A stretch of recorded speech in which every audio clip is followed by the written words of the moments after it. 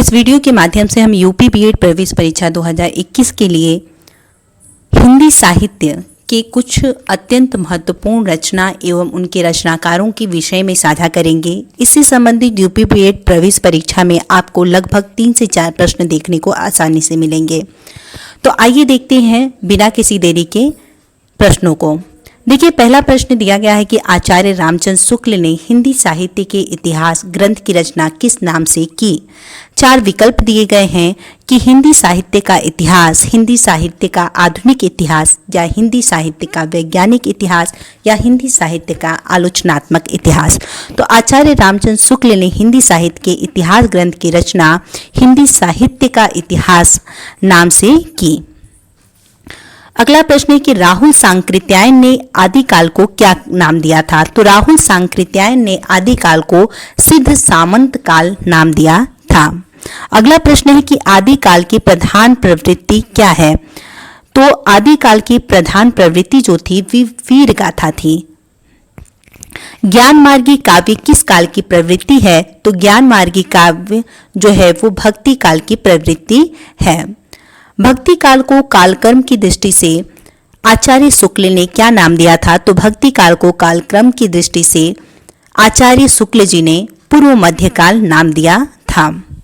George Grierson ने किस काल को हिंदी साहित्य का स्वर्णकाल कहा। तो भक्ति काल को हिंदी साहित्य का स्वर्णकाल ऐसे भी अब देखते हैं कि ये प्रश्न बहुत बार देखने को मिलते हैं, इसलिए 6वें नंबर प्रश्नों को आप आसानी से याद रखेंगे। ग्रियर्सन जो थे वो हिंदी साहित्य का स्वर्णकाल भक्ति काल को उन्होंने कहा था। ये प्रश्न सबसे ज़्यादा इंपॉर्टेंट होते हैं। देखिए, अगला प्रश्न है कि निराला ने किस पत्र का संपादन किया। तो निराला ने मतवाला पत्र का संपादन किया था। रामचंद्रिका की रचना किसने की थी। तो रामचंद्रिका की रचना जो है वो केशव प्रसाद जी ने की थी। कीर्ति पताका की रचना किसने की थी। तो कीर्ति पताका की रचना विद्यापति जी ने की थी। मृगावती किसकी रचना है। मृगावती जो है कुतुबन की रचना है। अगले प्रश्न की ओर हम बढ़ते हैं। अगला प्रश्न 11वां जो प्रश्न है वो दिया गया है कि पद्मावत की भाषा क्या है। तो जो पद्मावत की भाषा है वो अवधी है। 12 नंबर प्रश्न है कि निम्न में से कौन सी रचना जायसी की नहीं है। तो मधुमावती जो है वो जायसी की रचना नहीं है। बाकी पद्मावत, अखरावट, आखिरी कलाम, यह तीनों रचनाएं जायसी जी की हैं। निम्न में कौन रीति सिद्ध कवि हैं। तो रीति सिद्ध कवि जो है वो बिहारी हैं। बाकी देव, केशव, भूषण यह रीति सिद्ध कवि नहीं है। 14 नंबर प्रश्न दिया गया है कि पद्मावत में किस मुस्लिम शासक की कथा वर्णन है। तो अलाउद्दीन खिलजी के बारे में एक मूवी भी बनी थी, आपने देखा होगा पद्मावती फिल्म के लिए। तो जो पद्मावत है किस मुस्लिम शासक की कथा का वर्णन है। तो अलाउद्दीन खिलजी। अगला प्रश्न है कि जायसी ने पद्मावत की रचना किसके शासनकाल में की थी। तो जायसी ने पद्मावत की रचना शेरशाह के शासनकाल में की थी। संदेश रासक किसकी कृति है। तो संदेश रासक जो है अब्दुल रहमान की कृति है। कौन सी रचना तुलसीदास की नहीं है। तो रामचरितमानस तुलसीदास की रचना है। कवितावली भी तुलसीदास की रचना है। गीतावली भी तुलसीदास की रचना है। प्रेम वर्तिका जो है वो तुलसीदास जी की रचना नहीं है। निम्न में से कौन सी रचना भारतेंदु हरिश्चंद्र की नहीं है। तो अंधा युग जो है वो भारतेंदु हरिश्चंद्र की रचना नहीं है। बाकी अंधेर नगरी, भारत जननी, भारत दुर्दशा, यह सारी रचनाएं भारतेंदु हरिश्चंद्र जी की हैं। कामायनी किसकी काव्य कृति है। देखिए, कामायनी जो है वो एक महाकाव्य है और यह जो है वो जयशंकर प्रसाद जी की काव्य कृति है। निम्न में कौन सी लंबी कविता निराला की कृति नहीं है। तो ये जो लंबी कविता है, राम की शक्ति पूजा, सरोज स्मृति, तुलसीदास, ये सभी निराला की कृति हैं, जबकि अंधेरे में यह निराला जी की कृति नहीं है।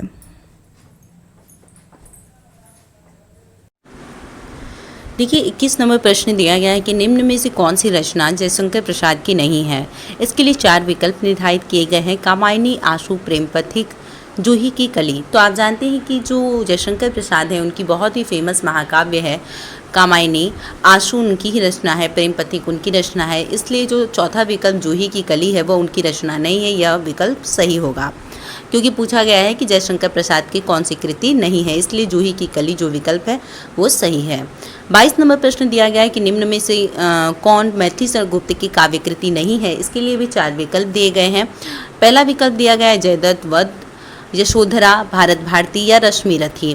तो आप जानते हैं कि मैथिली शरण गुप्त की जो रचना है जयद्रथ वध यशोधरा भारत भारती है, जबकि रश्मि रथी जो है वो रामधारी सिंह दिनकर जी की रचना है। अगर आपको इसे याद करना होगा तो मैथिली शरण गुप्त की रचनाओं को याद करने का हम ट्रिक बता देते हैं आपको। जय भारत, जय भारत। तो देखिए ज से होगा जयद्रथ वध और य से यशोधरा और भारत से भारत भारती, यानी यह तीनों रचनाएं जो है मैथिली शरण गुप्त की हैं, जबकि रश्मि रथी जो रचना है वो उनकी नहीं है। रश्मि रथी रामधारी सिंह दिनकर जी की रचना है। झांसी की रानी नामक लंबी कविता किसकी है? तो झांसी की रानी नामक लंबी कविता सुभद्रा कुमारी चौहान जी की है। अगला प्रश्न दिया गया है, निम्न में से कौन छायावादी कवि नहीं है? तो मुक्तिबोध जो है वो छायावादी कवि नहीं है, जबकि निराला, महादेवी वर्मा, जयशंकर प्रसाद, सूर्यकांत त्रिपाठी निराला, ये चारों लोग छायावाद के स्तंभ कहे जाते हैं।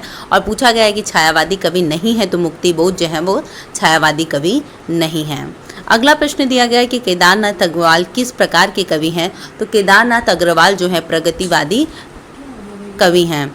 अगला प्रश्न दिया गया है कि लाल पान की बेगम कहानी किसकी रचना है? तो लाल पान की बेगम कहानी के रचनाकार जो है वो फरीद स्वनाथ रेणु जी है। नेक्स्ट प्रश्न दिया गया है कि पंच परमेश्वर कहानी किसकी रचना है? तो पंच परमेश्वर जो है वो प्रेमचंद की रचना है। निम्न में से कौन सी औपन्यासिक कृति धर्मवीर भारती की है? तो गुनाहों का देवता जो है धर्मवीर भारती की बहुत ही प्रसिद्ध कृति है, इसे आप विशेष रूप से ध्यान रखेंगे। गुनाहों का देवता धर्मवीर भारती जी की कृति है। निम्न में से कौन से औपन्यासिक कृति यशपाल की नहीं है? तो यशपाल की जो औपन्यासिक कृति नहीं है वह है तमस।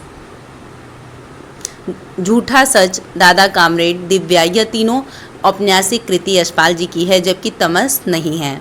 कौन सा उपन्यास जैनेन्द्र की रचना नहीं है? तो चित्रलेखा जो उपन्यास है वो जैनेन्द्र की रचना नहीं है। अगला प्रश्न दिया गया है कि निम्न में से कौन सी रचना दिनकर की नहीं है? हुंकार, कुरुक्षेत्र, रश्मि रथी। तो हुंकार, कुरुक्षेत्र, रश्मि रथी ये तीनों रचनाएं रामधारी सिंह दिनकर जी की हैं, जबकि हल्दी घाटी दिनकर जी की रचना नहीं है, यह श्याम नारायण पांडे जी की रचना है हल्दी घाटी। निम्न में से कौन सी कहानी जयशंकर प्रसाद की नहीं है? कंकाल, तितली, चंद्रगुप्त, कफन। तो कफन जो है वो मुंशी प्रेमचंद की है, जबकि कंकाल, तितली, चंद्रगुप्त ये तीनों कहानियाँ जयशंकर प्रसाद की हैं।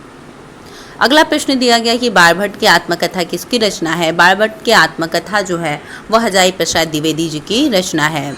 निम्न में से कौन सी रचना प्रेमचंद की नहीं है? ईदगाह, सदगति, नमक का दरोगा, हत्यारे। तो हत्यारे जो है वो प्रेमचंद की कृति नहीं है, जबकि ईदगाह, सदगति, नमक का दरोगा ये सारी रचनाएं प्रेमचंद की है। निम्न में से कौन सा औपन्यासिक कृति प्रेमचंद की नहीं है?